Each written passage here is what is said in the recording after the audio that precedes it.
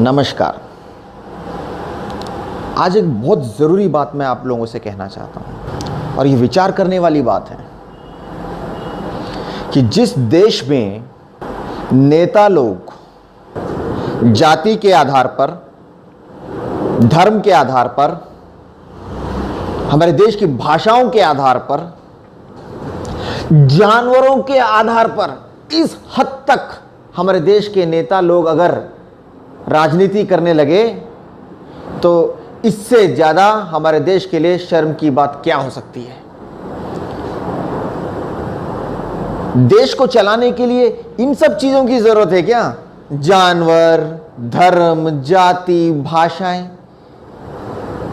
इससे हमारे देश की समस्याओं का समाधान होगा क्या? इन सब चीज़ों से हमारे देश की भ्रष्टाचार खत्म होगी क्या? इन सब चीज़ों से हमारे देश की अनएम्प्लॉयमेंट प्रॉब्लम सॉल्व होंगे क्या? इन सब चीज़ों से हमारे देश की आर्थिक व्यवस्था ठीक हो जाएगी क्या? इन सब चीज़ों से हमारे देश की महिलाओं की जो समस्या वो सॉल्व हो जाएंगी क्या? हमारे देश में बढ़ती हुई महंगाई, इन सब चीज़ों से हमारे देश की महंगाई की प्रॉब्लम सॉल्व हो जाएंगी?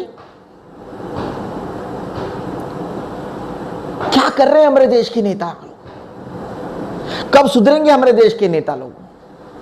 मुझे तो साफ दिखाई दे रहा है कि हमारे देश के नेता लोग इन समस्याओं का समाधान नहीं कर पाएंगे और ऐसी ही जानवर, धर्म और आधार के बेस पे ही करते रहेंगे।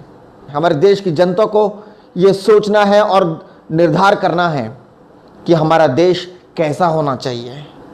हमारे देश की राजनीति धर्म, जाति, भाषाओं के ऊपर होनी चाहिए या भ्रष्टाचार को खत्म करने के लिए, अनएम्प्लॉयमेंट को खत्म करने के लिए, महंगाई को खत्म करने के लिए, हमारे देश के किसानों की समस्याओं का समाधान करने के लिए, महिलाओं की सुरक्षा के लिए काम करना चाहिए।